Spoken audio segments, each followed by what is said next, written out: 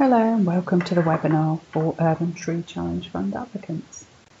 During the webinar, I'll give some background context, cover some key dates and give an overview of what the Urban Tree Challenge Fund actually does, including what the scheme funds, who can apply and what's eligible, thresholds and caps, which is your minimum and maximum tree numbers and areas, match funding, how to apply, including how to self-score your application and how we at the Forestry Commission will process your application. The Urban Tree Challenge Fund opened on the 23rd of May 2019 and was open firstly for block bids. The fund was developed after £10 million was released by the Treasury in the 2018 autumn budget. This is in support of the government's objectives and commitment to plant 1 million urban trees by 2022. So the key dates you need to be aware of. We opened at the end of March for new applications. The application window is currently running until the 31st of May, although this is under review due to the COVID-19 restrictions, and we will update the gov.uk page as soon as we have any more information. We expect to be reviewing applications at the end of June and into July, with a view to issuing agreements from August 2020 in order that planting can take place over the winter of 2020-2021. What does the scheme fund? It funds 50% of published standard costs for planting and establishing trees. The remaining 50% will need to be secured through match funding. Round 1 in 1920 was open for block bids only. This round 2 in 2021, the fund is open for individual applications for delivery of much smaller scale projects. Due to the high interest and the success of round 1, all standard tree availability was allocated in round 1, therefore round 2 will fund small trees only. More funding in the future means there may be an opportunity for more large tree planting in the coming years, but there isn't any confirmation on that yet. Applying in this round, whether you were successful or not, would not mean that you couldn't apply for more in the future. This slide shows the standard costs to supply, plant and maintain small trees for 3 years. There's more information on tree sizes, height, age, etc. on our gov.uk guidance page. To be eligible, your land must be in an urban area. You must confirm in your application that your land does fall in an urban area. To check this, you can use the Forestry Commission map browser and check the trees close to people map layer. I'll show you how to do this later on. Work that the Urban Tree Challenge Fund won't pay for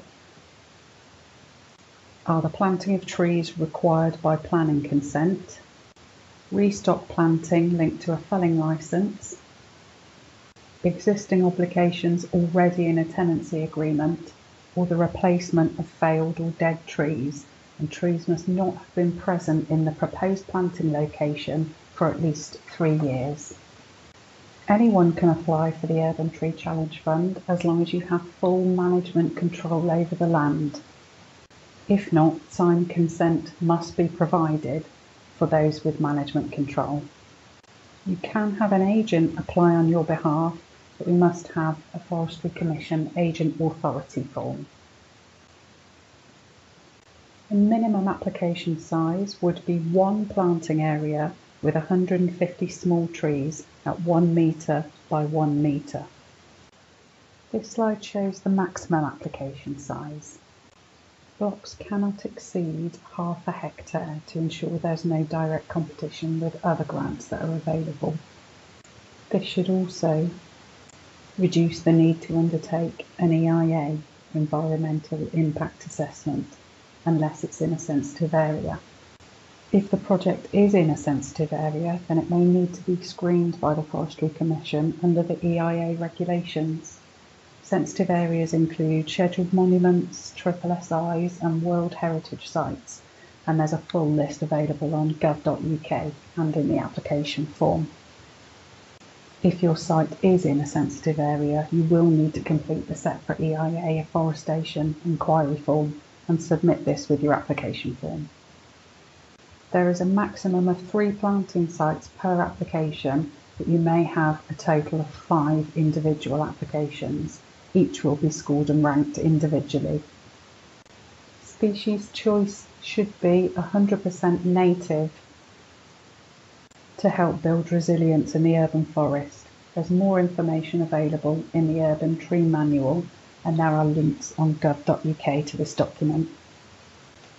As this is a challenge fund, we require 50% of your own match funding.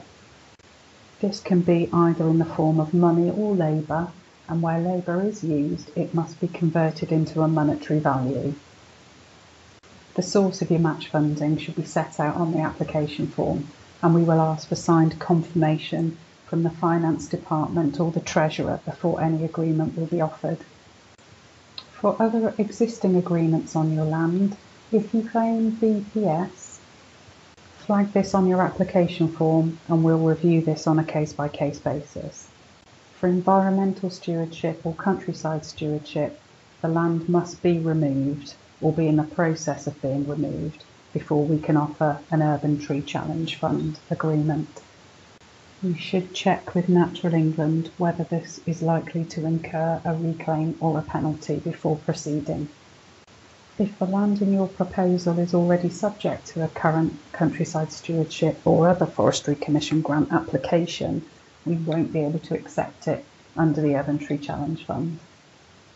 Similarly, with an existing agreement, we would not be able to accept that under the Urban Tree Challenge Fund. In order to apply, you'll need to submit an application form, a separate application annex, maps of the proposed locations, and any other relevant documents such as a copy of your tenancy agreement, an agent authority form, or an EIA inquiry form. You'll be able to undertake self-scoring during the application process. This is based on 2 criteria: priority people, where planting locations are in areas of deprivation, and priority places, where planting locations have been identified in an area of low tree canopy cover. There are points available for both. All applications will be given a value for money score by the Forestry Commission, and applications with a higher number of trees are likely to achieve a higher score. In the application form, you'll be asked to describe how your projects relate to the 4 benefits listed here. Examples of what we're looking for are on the gov.uk page. Your maps should be at the scale of 1 to 1250. We have a map request service if you need help with ordering maps. The specific location of each planting block must be highlighted, including a boundary to identify the area that will be planted. This is an example of how your map should look. All the label identification information has been removed, but you can see the example of the clear boundaries there. The area is on there for context only. Due to COVID-19 restrictions, we're only able to accept electronic applications, and these should be submitted to the email address shown here. I'll now show you where to find the relevant guidance and documents on our gov.uk page. This is our gov.uk page. All the links you need are found here. Please do read the guidance in detail, as many of your questions are likely to be answered here. I'm now going to demonstrate the Forestry Commission map browser to show you how to find your scoring layers and also how to use the annex with this information. So the Forestry Commission map browser when opened will look like this, and the targeting and scoring layers are here on the menu on the right hand side. Just to show you what those look like, we are interested in this one first of all, trees close to people. In order to be eligible to apply at all, your land needs to fall into one of these areas. We also have the two scoring layers, priority places and priority people. If you click on the arrow here on the left hand side, you'll see that there are three different canopy covers, low, medium and high. Low and medium will score you points. Priority people looks like this, and that also will score you points.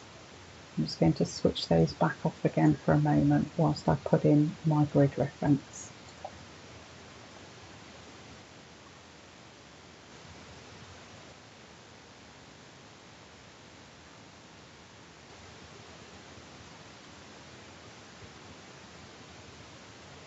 This is the area of land I've chosen to plant my trees, and I'm going to check the scoring layers now to see if I fall into the right categories. So firstly, I'm going to click trees close to people.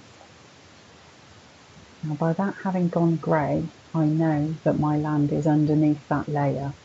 In order to see it, I can use this data layer here, where the transparency will show me underneath that layer. I'm also going to click priority places and priority people.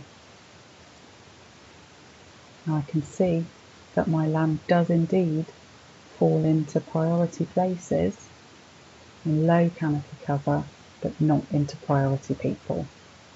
Now I'm going to put that information into the application annex.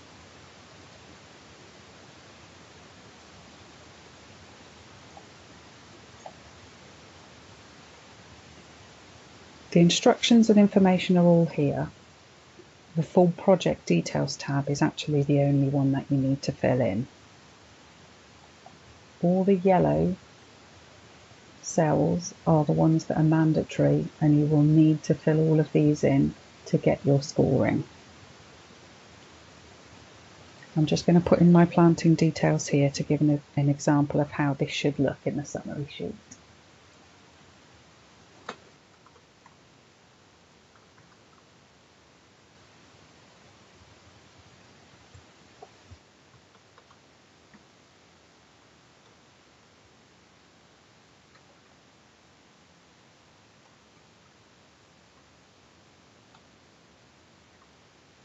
I know that my land does fall into trees close to people layer, so I can click yes here. Priority people, no it doesn't, and my canopy cover is low. The method I've used was the FC Map Browser, Urban Tree Challenge Fund Priority Places. So just for an example, I'm going to say I'm going to have 500 feathers. I'm just going to put in mixed broadleaves, but you'll be able to put in your species breakdown there.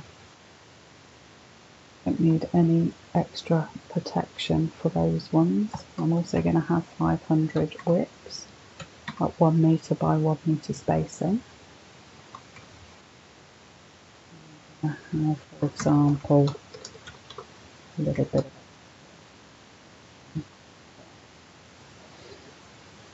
Now that has completed the line for me, so I can see what my total funding available is at 50% of the standard costs, and do I fall in to the planting thresholds? Yes, I do. So my information will be able to see that here in the summary sheet, so I can see what my payments would look like if successful over the 4 years, how many trees, and my scoring here. The Forestry Commission will then also score your application for value for money and for the project objectives, which will be in your application form.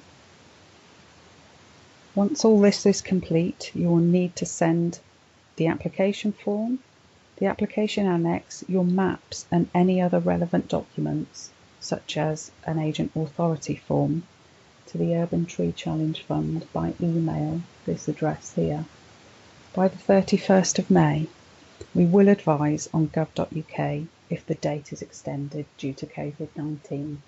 But if you have any questions at all, please use this email address here and we'll get back to you as soon as we can.